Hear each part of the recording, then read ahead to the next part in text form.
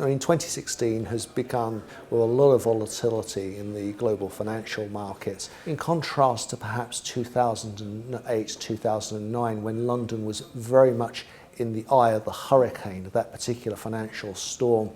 Because the focus is largely commodities exporting markets and the Asian markets, London's a bit more on the periphery. Then, looking forwards, what we then explored was the growth of prime London.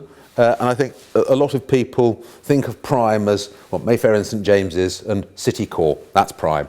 Well, I'd argue that's core because that's geographically core. You can't change that. But in terms of prime real estate, London is hugely different from what it was, in the mid-early noughties.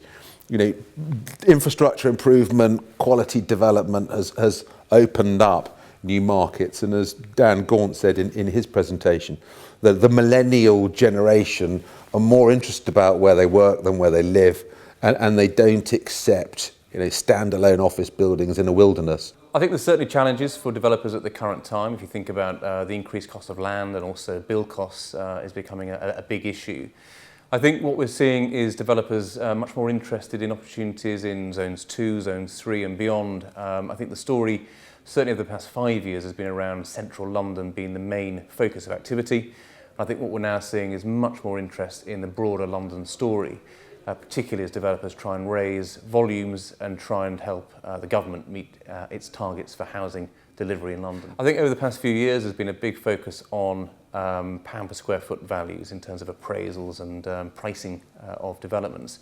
I think what we'll see increasingly is a focus on capital values. Developers are much more aware of the impact on affordability if they see capital value levels begin to move beyond the reach of Londoners at the current time.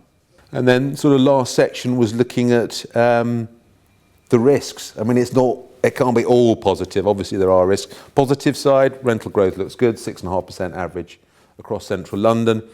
Negative side, you've definitely got the EU referendum, which I think will cause a pause for breath in the market around the middle of the year. The result, who knows at this stage? No one knows. I don't think even David Cameron knows which ways that's going to go. I think there's no doubt that the current targets that the government have put in place are challenging. Developers are keen to raise volumes. I think what we need to think about is actually looking at London in a broader context and look at the wider southeastern London region. That's where delivery will increasingly come from. And political risk, capital going elsewhere. London is still the gold bullion market of global real estate, and investors looking for security will always come to London, in my opinion. Thanks for watching. If you want to see more of our videos, hit the subscribe button or click on any of the videos below. You can also find us on Twitter, LinkedIn and Facebook.